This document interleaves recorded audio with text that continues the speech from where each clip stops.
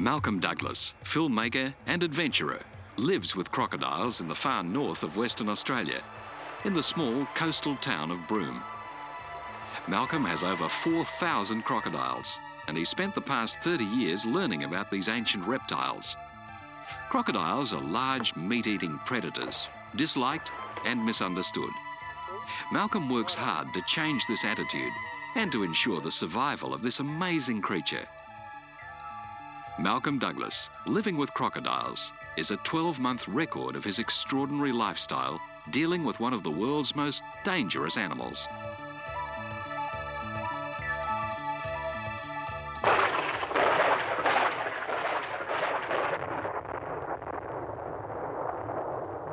It's December, the beginning of the wet season in Australia's north. Malcolm Douglas spends long periods in the bush hunting rogue crocodiles. With the coming of the monsoons, he's anxious to pack up and head back to his crocodile park in Broome.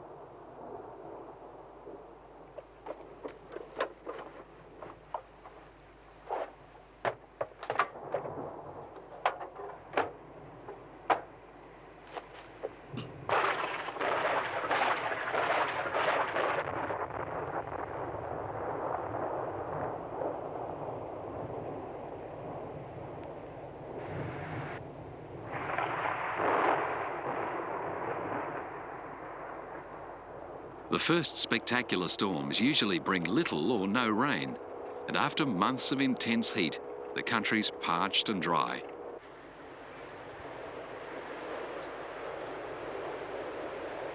Out at sea, a monsoonal low develops into a cyclone, and by the time Malcolm arrives home, rain and gale-force winds are battering the coast.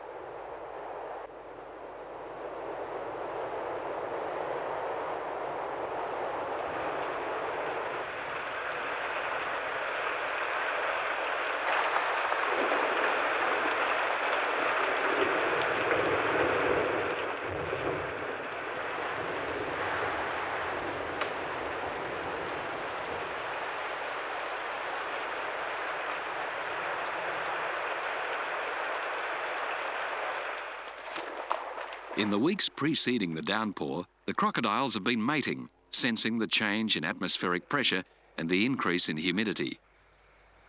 During the wet season, a female lays around 50 eggs. In the wild, they would incubate in warm, moist soil. But to ensure a good survival rate on the farm, the eggs are taken from the nest and placed in an incubator. Collecting crocodile eggs has been described as the most dangerous job in the world. A female defends her nest ferociously, and at times the larger male can be even more dangerous. Come on, move on.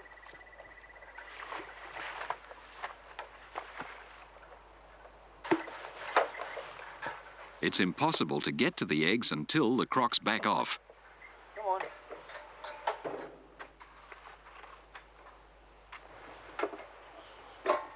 Come on. Come on. Come on. Hey. Come on. Out of the way.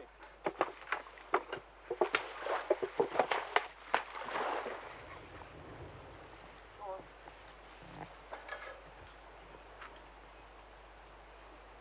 Go on.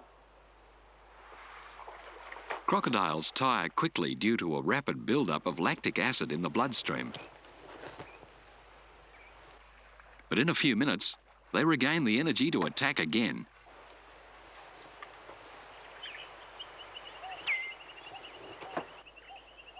Collectors must have an understanding of crocodile behaviour and nerves of steel.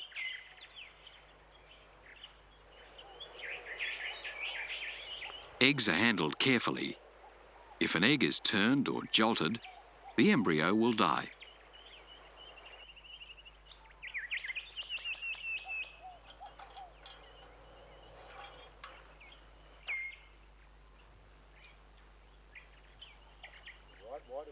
Muddy, a 4.5 metre male, is very protective of his female, so he has to be distracted.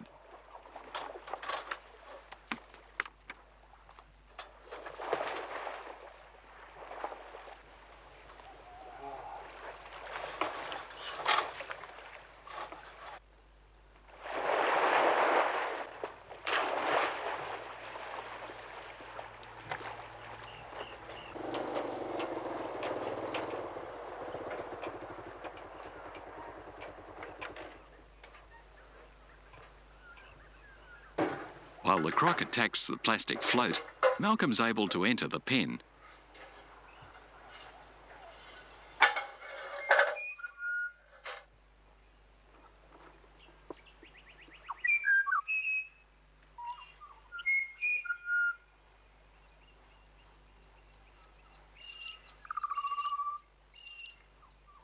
Muddy's female has constructed a small nest, but over 40 eggs are packed inside.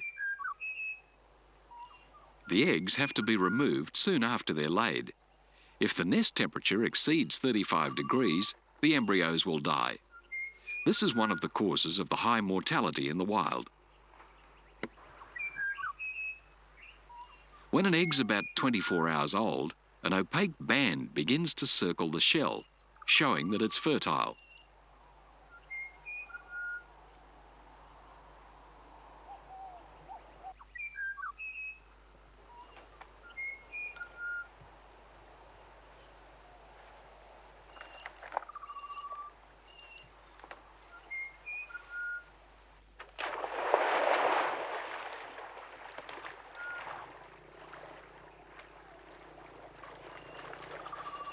It will be hours before Muddy lets the float go. Come on, get up. Come on. Come on.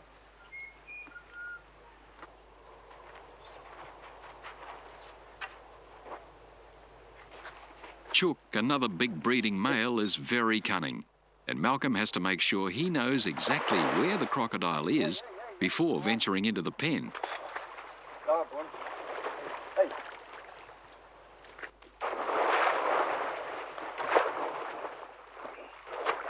Bundy's a cattle dog and instinctively tries to round up the crocs.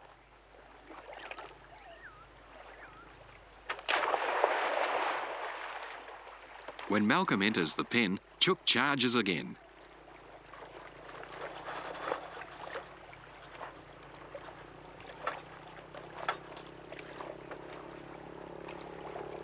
Eggs are collected early in the morning, and Malcolm checks the nests before the general public are admitted. No one enters the pens at any time during a tour.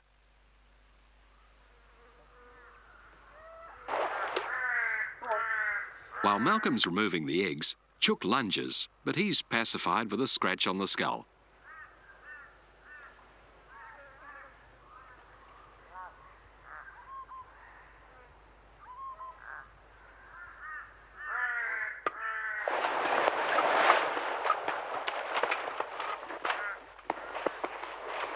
The most dangerous and aggressive of all is Terror.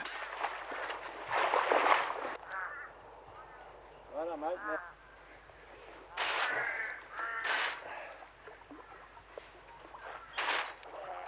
Come on.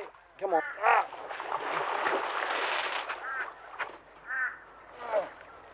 Terror was taken from the Ord after sinking his teeth into the stern of an aluminium dinghy used to ferry burr cutters across the river. He has to be kept well away from the nest. Terror gives the styrene float a hard time while the eggs are collected.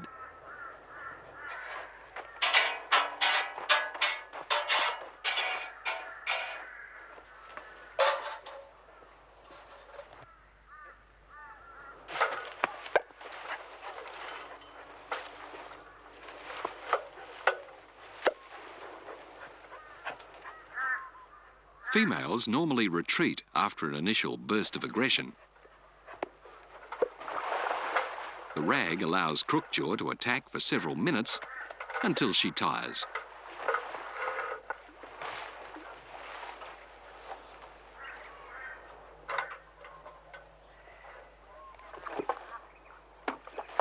Go on. A female protecting her nest could rush forward and grab an egg collector. So she must be pushed back into the water. By the time she's regained her energy, the eggs will have been collected. 3 months later, with the arrival of the cooler, dry season weather, the female will abandon the nest, unaware that the eggs have been taken. Righto.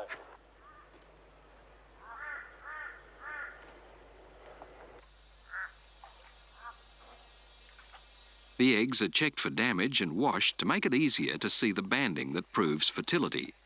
Any unbanded eggs will be discarded within a week. To stop them rolling and to maintain a constant temperature, they're laid out in trays of vermiculite. Detailed records are kept of each clutch.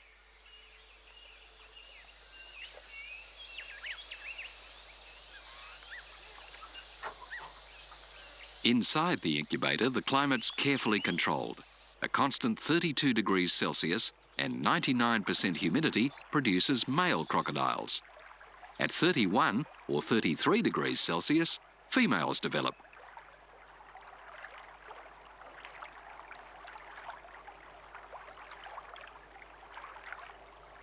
The progress of each clutch of eggs is checked regularly. At 32 degrees, they'll hatch in 80 days.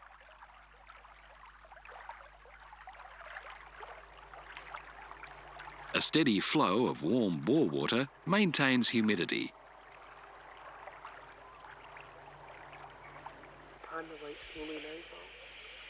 In Broome, the nesting season runs from November to February.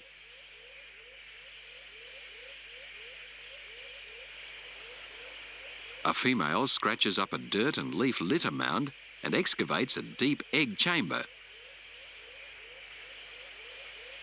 As soon as laying commences, Malcolm's able to approach the female, even though she's normally exceptionally dangerous.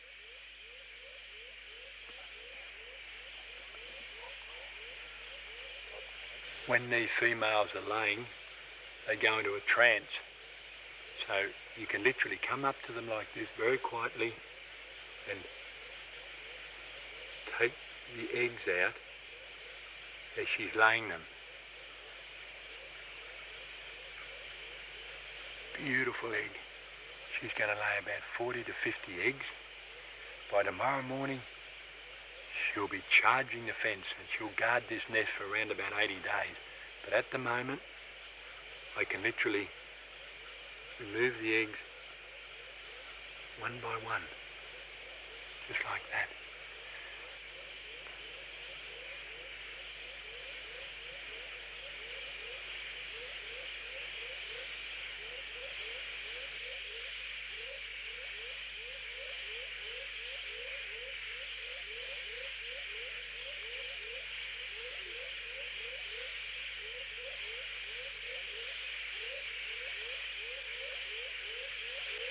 She's finished laying now. She goes through this very laborious task of using the left foot and the right foot and slowly covering the eggs over. This will go on for another hour, but she'll go back into the water and recover. The next morning, oh gee, we've just got to watch out when we come in to collect these eggs.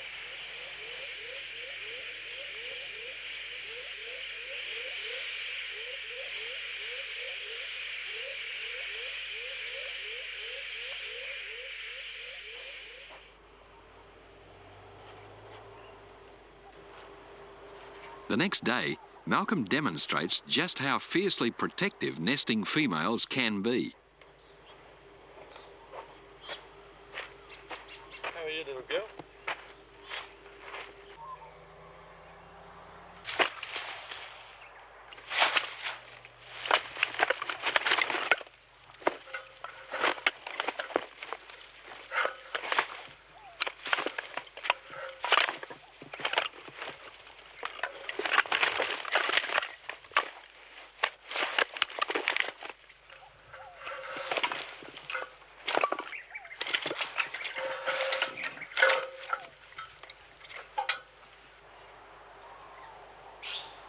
About 48 hours after laying, the eggs are checked.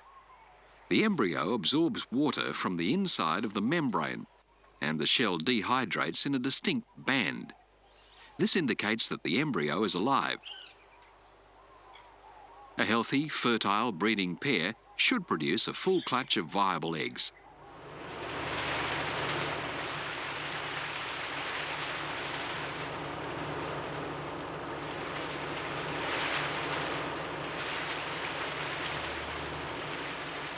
A call has just come in from One Arm Point, a remote Aboriginal community 250 kilometres north from Broome.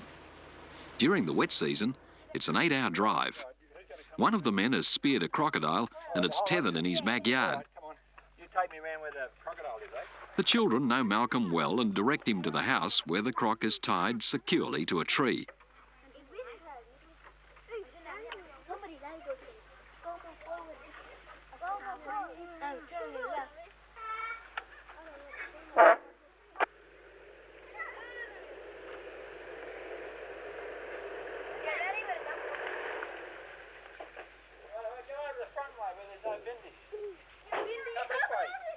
Where's the crocodile?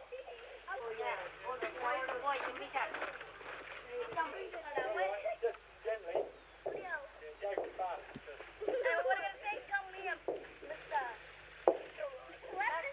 Where's this crocodile? No. Let him look. He can't hurt.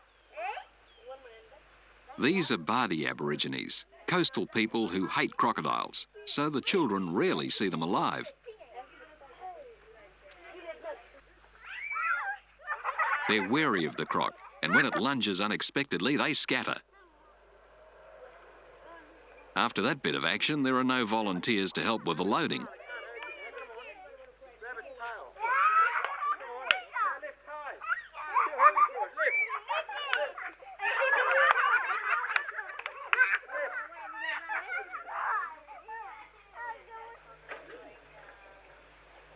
A few minutes is spent talking about crocodiles.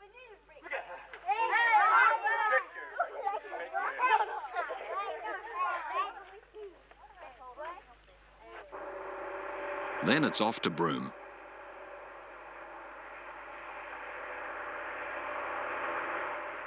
Children from smaller communities along the way revel in the mud. The wet season will soon be over, and these Kimberley tracks will be dry, rough and dusty for the rest of the year.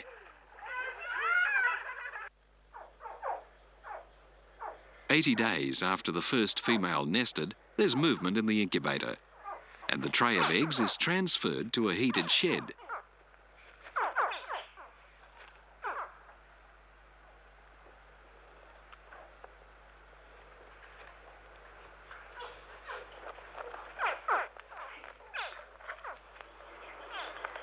Now this is the most exciting time on a crocodile farm.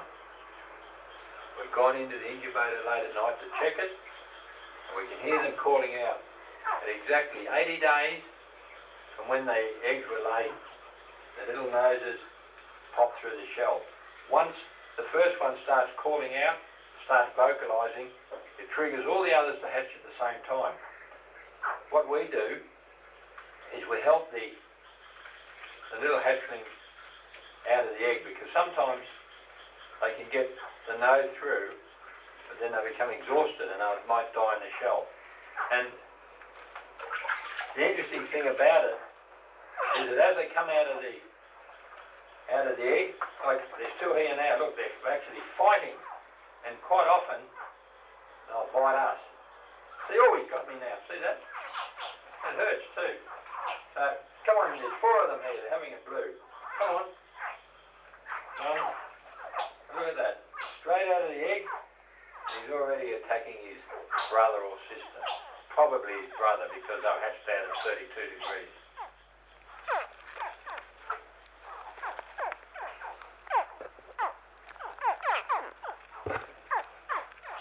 Eggs incubated at 31 or 33 degrees will produce females. In the wild, barely 1% of the hatchlings live more than a few years, but on a well-managed farm, 90% survive. Crocodile farming worldwide is now an important industry, producing high-quality leather and low-cholesterol meat. A viable industry ensures the survival of this key species. The bigger, stronger and more aggressive the hatchling, the faster it will grow.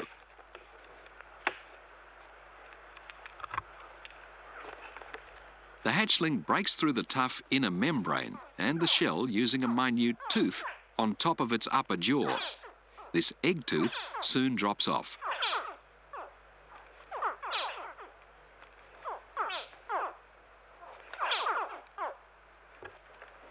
The bulge in the abdomen is a residue of yolk, the baby's food supply for the first 2 weeks, while it learns to hunt. As the yolk's absorbed, the skin along the belly closes over.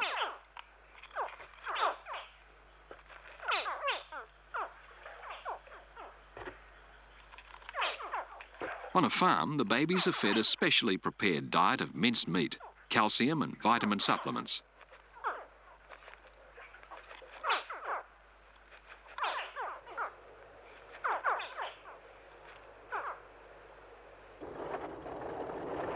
Malcolm's often called out to capture troublesome rogue crocodiles, and today he's heading for Ludgata on the shores of King Sound.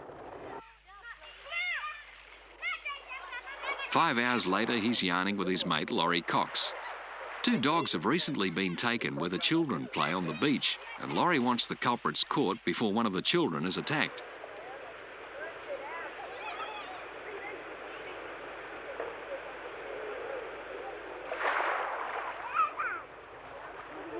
The little ones love the water too, but it's dangerous down on the shore, and alternative arrangements have to be made.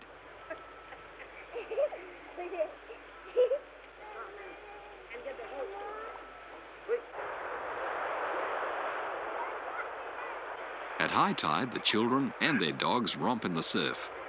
When the nor'easters blow, crocodiles usually shelter in the calm waters of a nearby creek, and it's relatively safe. But Malcolm knows that overnight the winds will drop.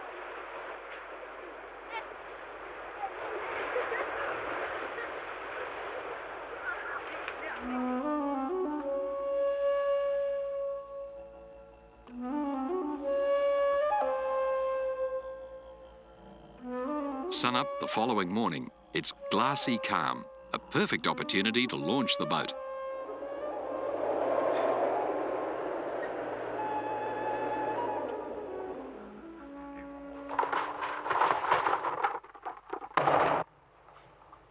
The trap's made in 2 sections to carry on the pack rack. It's assembled on the beach and lashed to the boat. Bundy travels everywhere with Malcolm.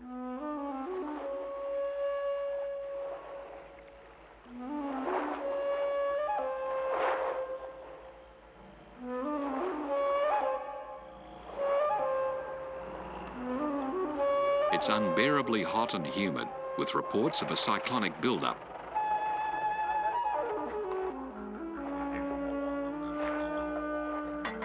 There are several creeks and rivers nearby, and the trap's set in the widest, where Laurie's family recently saw a big croc when they were out fishing.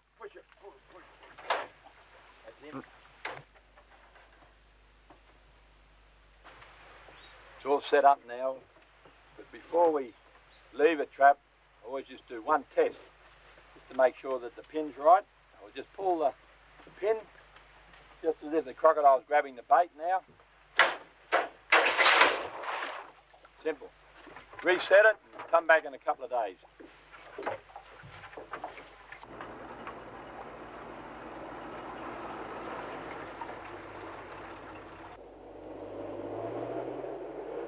It's time to check a trap set at another popular fishing spot.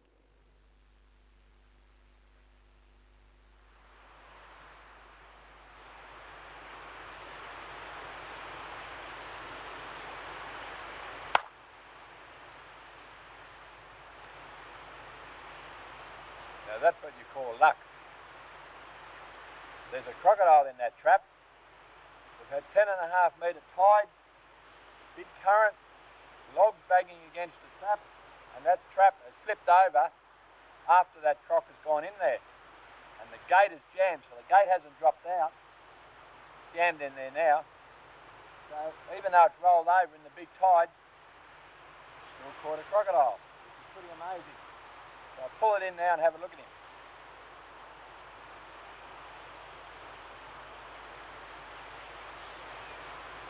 I've got to pull this in very slowly,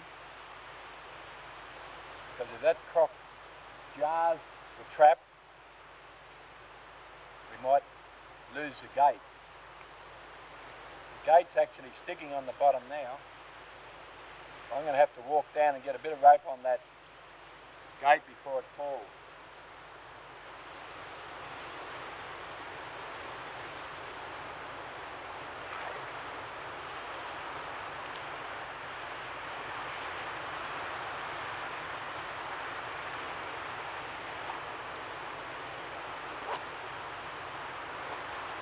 Okay,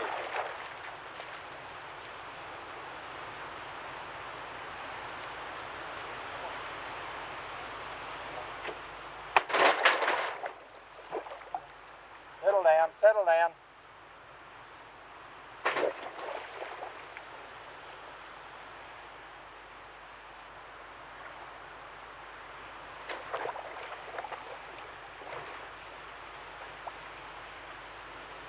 He's a pretty old croc. He's not very big and he's in very poor shape. He's got no condition on him, no fat around the neck. So he's potentially very dangerous because he's very hungry. So it's just a matter now of getting a rope around that top jaw, tying him up into the vehicle, back to the croc farm. Steady, boy. Steady, steady, steady. The most critical part of the operation is securing the top jaw.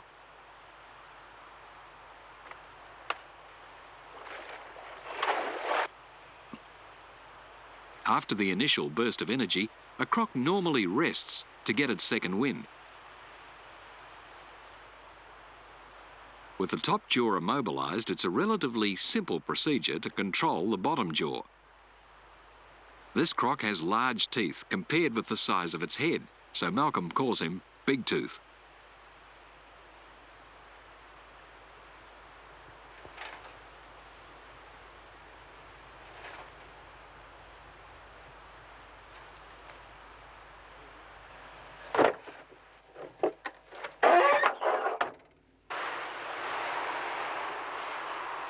Malcolm makes it back to Broome just as another cyclonic low hits town. When the weather eases, he returns to Ludgeta to find that his traps have been rolled over by the huge tides and rough seas. See, one of the problems here, we're dealing with one of the biggest rises and falls of tide anywhere in the world. Today we've got 10.5 metre rise of fall of tide, and this water is running in and out here at around about 12 knots, say around about 15 kilometres an hour. So we'll come back next Saturday when we have 4 or 5 days of what we call neap tides, when it's not such a big rush of water, and hopefully we'll catch this croc.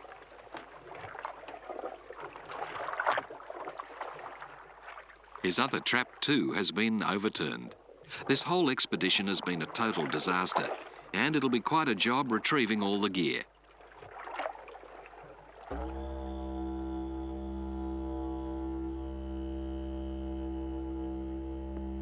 He heads along the Ludgeta beach to check another trap in a small estuary.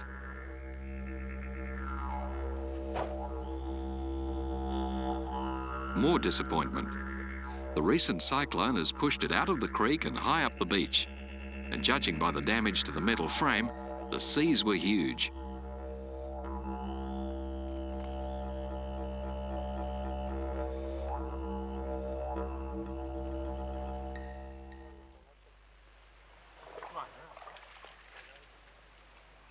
The hunt for the rogues has taken many months. Malcolm has another go, this time placing the traps high on the banks on the biggest tides. He's hoping that the crocs will smell the bait and swim into the traps as the tide surges over the mudflats.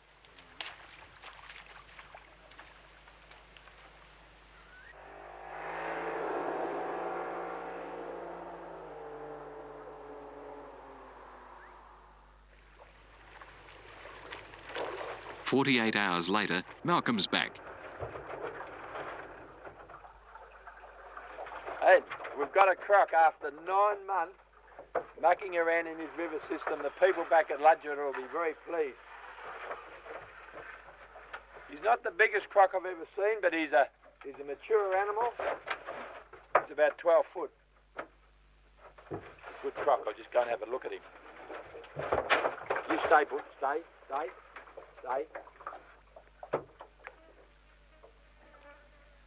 Oh, he's a typical King Sound croc. He's old, but he's not big. This is one of these crocs I've been trying to catch since last Christmas. It is now June. After we put these traps up here on the mud, we didn't have the trouble of them rolling over.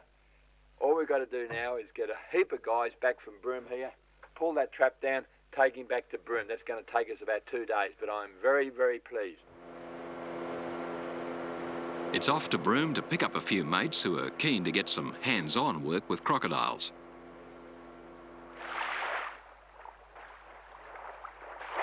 Travelling overnight, the men arrive back at Ludgeta just on sunup to catch the rising tide. 30 minutes later, they're out at the trap. The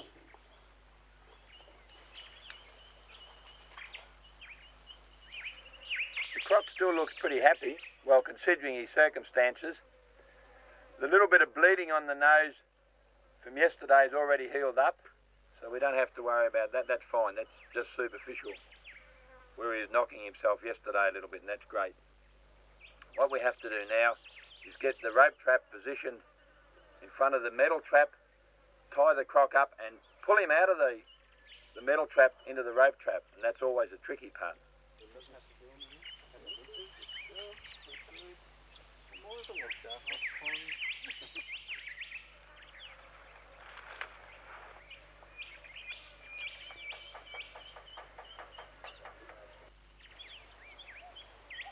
Even a small mature croc is surprisingly heavy, so you need a willing team. Don't pull any more.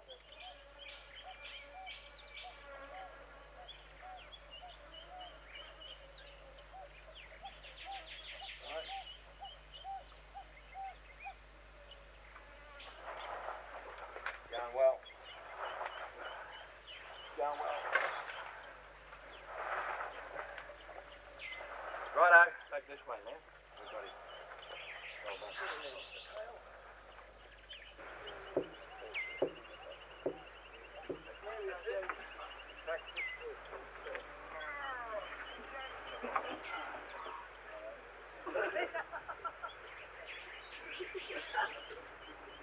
Again, lift and pull. That's it, beautiful. One more like that. Lift and pull, lift and pull. Going to get another one for you next week. I'll get the lot. And you didn't even swear that time. The cooler, dry season is the time for travelling, when Malcolm can have a break from the farm and check crocodile numbers along the Kimberley coast.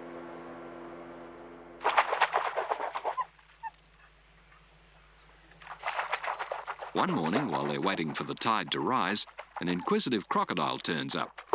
Malcolm's always interested in their behaviour, especially in the wild, and he watches its reaction to splashing that stimulates the movement of a wounded animal or fish.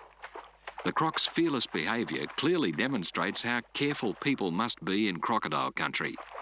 Most fatal attacks occur when people are swimming and the croc's excited by the vibrations in the water.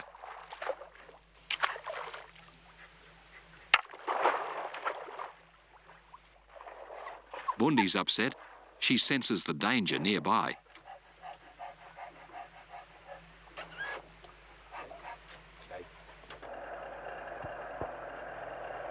Along the way, Malcolm catches up with an old mate, Vic Cox. Get over.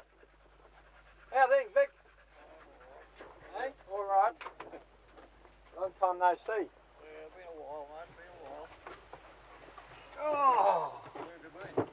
I've been everywhere, as usual, yes. Checking out a few crocodiles. What are you up to these days? Not very much, just poking around. Really retired now. Yeah, really retired, mate. Really retired. Vic and his daughter Sandy have lived on their yacht for years. Vic travelled with Malcolm on a pearling lugger back in 1971. Both men have an intense interest in crocodiles and yarn about them for hours. Vic's been concerned for some time that crocodiles are still being killed in this remote region. He worked for BHP when they mined iron ore here, so he knows the country well.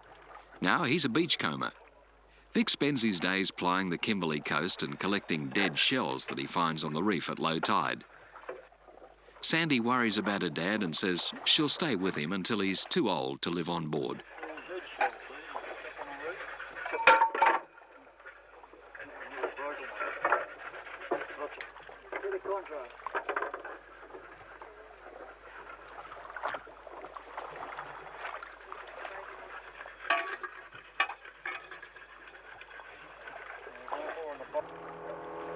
Malcolm wants to check a river near an Aboriginal community, so with goodbyes all round, he heads for the tidal creeks of King Sound.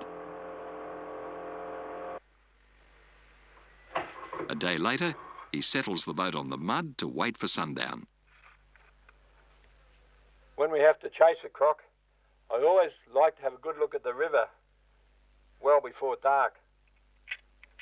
We've come up this river system here, and the tide's gone out. We've just settled the boat down for the afternoon, had a feed, and now I'm just getting the harpoon ready. As soon as it's dark, we'll go spotlighting, of course, and to catch these smaller crocs, I use the bamboo harpoon. Now, on the end of the harpoon, I have this metal section. It's a 3-pronged spear. It goes in the end. It's very humane because they're only very small barbs and they're very short. So I usually aim for the fat on the back of the neck here, and once I've hit the animal, the metal section pulls out and he charges off. See, the sandflies are bad here. Whew. He charges off and we play him back to the boat, and occasionally he gets very angry, attacks the boat. That's when we lasso his top jaw and pull him into the boat. Very dangerous stuff, but very exciting. And of course, for nighttime stuff, we have to change our hats because I don't want the crocodile to see me. There we are in the tropics, and I've got my beanie on, just waiting for the sun to go down.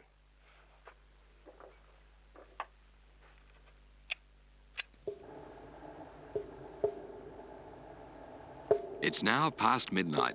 The tide's rising and the hunt's on.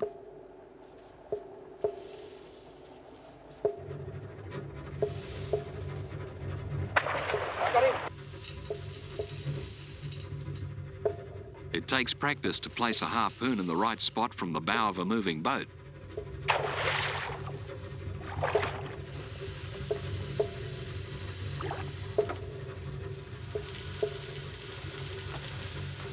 As it tires, the crocs eased slowly to the surface. Too much tension on the cord would pull the harpoon out. Righto, he's coming up now. Thank you. Tap him.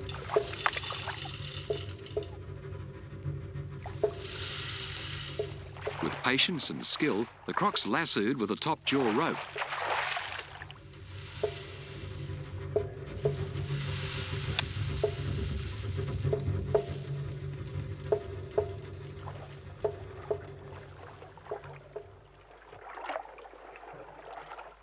Very little restriction is needed to secure a croc's jaws.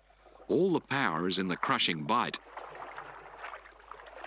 Scent gland's working here, see? Let it go out. Let it go. A stressed crocodile has a rapid build-up of lactic acid in its blood. This exhausts the animal, and it must rest until the blood regains its normal pH level. During this period, a crocodile can be handled with care.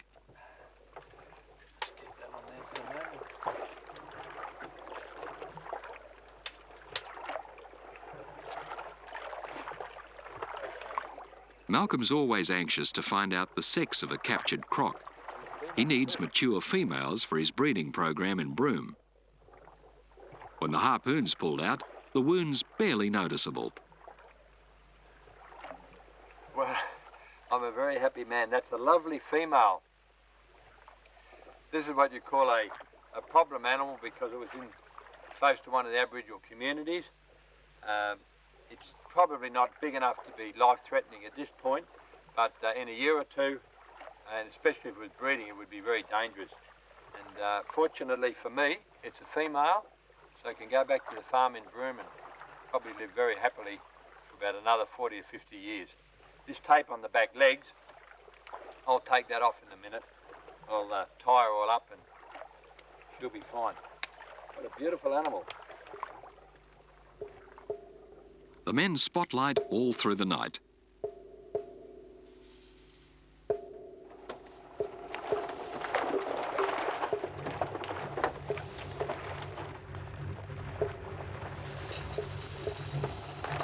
Wherever there's mullet, there's usually a croc looking for a feed.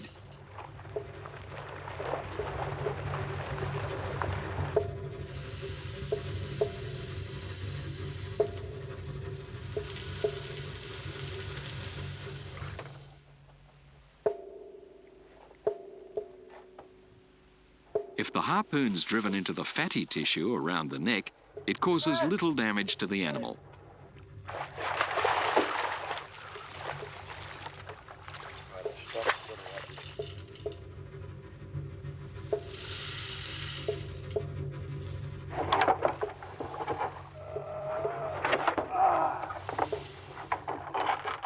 This crocodile is exceptionally aggressive, attacking the boat several times. Crocodiles have new teeth ready to replace any lost or damaged. And within a week or two, it'll have a perfect set of teeth again.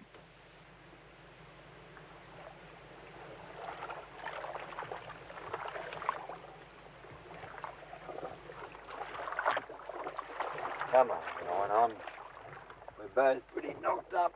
Just have a little bit of a breather. Come on, have a little bit of a breather. Calm down. And a rare sight in this part of the Kimberley, a saltwater hatchling.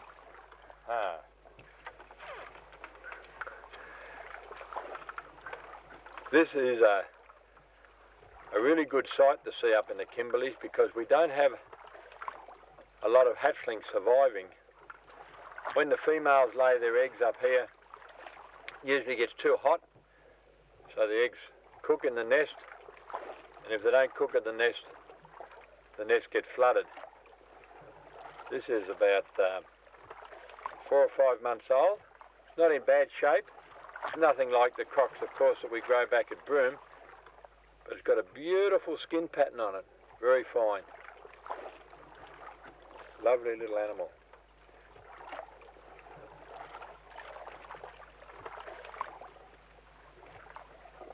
A young fella back in the water. There you go, he's off. Just after the release of the hatchling, a large croc surfaces near the stern, and it's very interested in the boat. It's too big to harpoon safely, so Malcolm and his mates sit tight, trying not to agitate the big male. It was probably attracted by the distress calls of the hatchling. This time, it does not attack. But for Malcolm, it's another reminder of just how careful you must be around crocodiles. A vivid pink dawn breaks without a breath of wind, and the boat skims over the cloud reflections on the way back to Broome.